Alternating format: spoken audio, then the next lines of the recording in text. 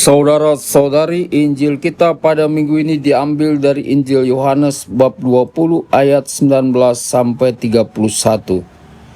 Pada waktu malam di hari pertama pekan itu, berkumpullah murid-murid Yesus di suatu tempat dengan pintu-pintu yang terkunci karena mereka takut kepada para pemuka Yahudi. Pada waktu itu datanglah Yesus berdiri di tengah-tengah mereka dan berkata, "Damai bagi kamu." Sesudah berkata demikian, Yesus menunjukkan tangan dan lambungnya kepada mereka. Murid-murid itu bersuka cita ketika mereka melihat Tuhan. Lalu kata Yesus sekali lagi, "Damai bagi kamu. Sama seperti Bapa mengutus aku, demikian juga sekarang aku mengutus kamu." Sesudah berkata demikian, Yesus mengembusi mereka dan berkata, "Terimalah Roh Kudus. Jika kamu mengampuni dosa orang, dosanya diampuni. Dan jika kamu menyatakan dosa orang tetap ada, dosanya tetap ada."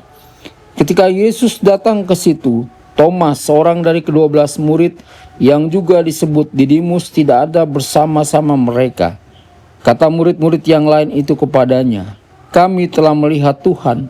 Tetapi Thomas berkata kepada mereka, "Sebelum aku melihat bekas paku pada tangannya, dan sebelum aku menaruh jariku ke dalam bekas paku itu dan menaruh tanganku ke lambungnya, sekali-kali aku tidak akan percaya." 8 hari kemudian murid-murid Yesus berada kembali dalam rumah itu, dan Thomas bersama-sama dengan mereka. Sementara pintu-pintu terkunci, Yesus datang. Ia berdiri di tengah-tengah mereka dan berkata, "Damai bagi kamu." Kemudian Yesus berkata kepada Thomas, "Taruhlah jarimu di sini dan lihatlah tanganku. Ulurkanlah tanganmu dan taruhlah ke lambungku.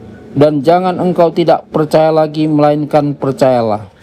Thomas menjawab dia, "Ya Tuhanku dan Allahku." Kata Yesus kepadanya, "Karena engkau telah melihat aku, maka engkau percaya. Berbahagialah mereka yang tidak melihat namun percaya." Memang masih banyak tanda mujizat lain yang diperbuat Yesus di depan mata murid-muridnya yang tidak tercatat dalam kitab ini. Tetapi hal-hal ini telah dicatat supaya kamu percaya bahwa Yesuslah Mesias Putra Allah, dan supaya karena percaya kamu memperoleh hidup dalam namanya.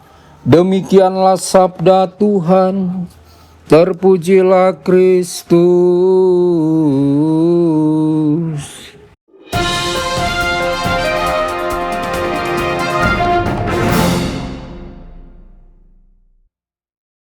Dalam nama Bapa dan Putra dan Roh Kudus. Amin. Saudara dan saudari terkasih dimanapun Anda berada, jumpa lagi dengan saya Romo Tedens dalam saluran Warta Kabar Sukacita. Semoga Anda semua dimanapun berada senantiasa dalam keadaan sehat dan bahagia. Saudara-saudari, Injil hari ini membawa kita pada satu sapaan yang sederhana tetapi sangat mendalam maknanya. Ketika Yesus menampakkan diri kepada para murid setelah kebangkitannya, Yesus menyapa mereka dengan kata-kata, "Damai sejahtera bagi kamu." Sapaan ini tidak hanya diucapkan sekali tetapi 3 kali. Hal ini tentu bukanlah kebetulan. Dalam tradisi iman Kristiani, angka 3 melambangkan kepenuhan dan kesempurnaan.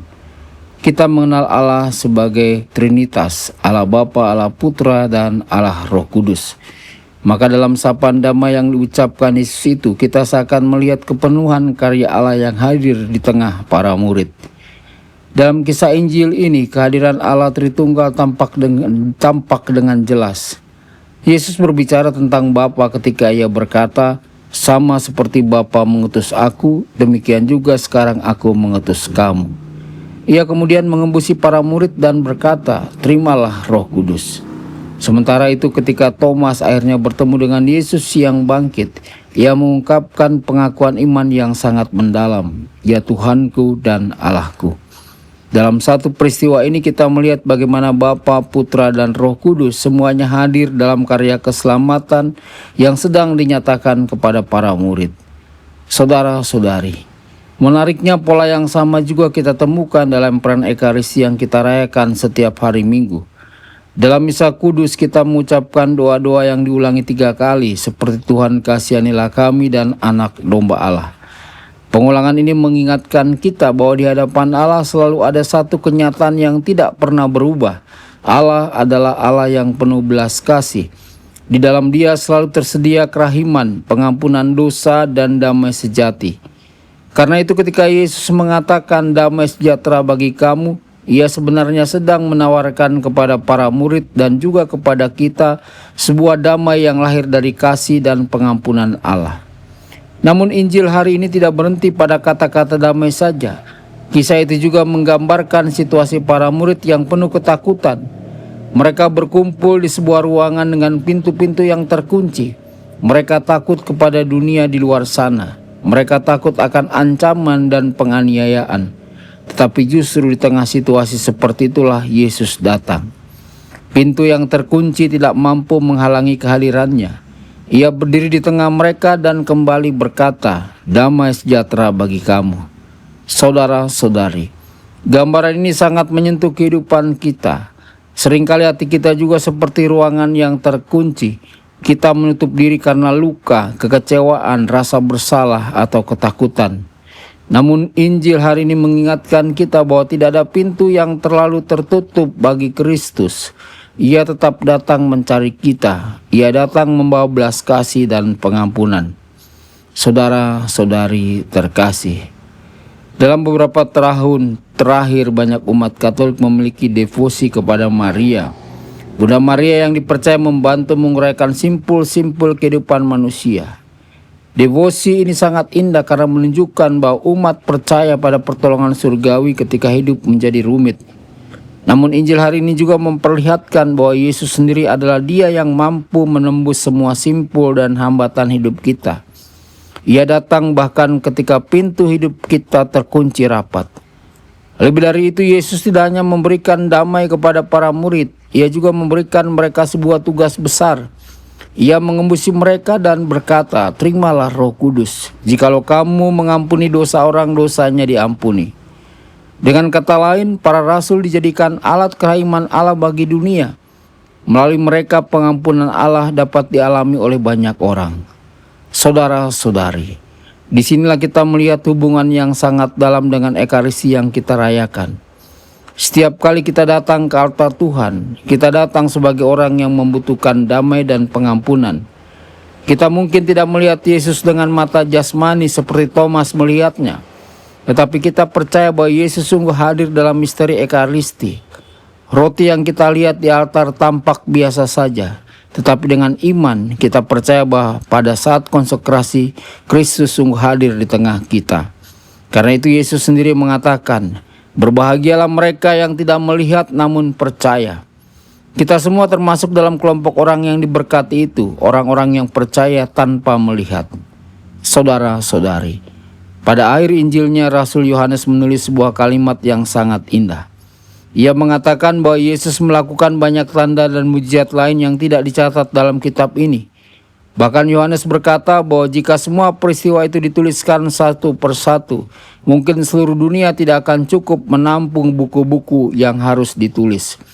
Kalimat ini mengingatkan kita bahwa karya Yesus tidak berhenti pada masa Injil saja.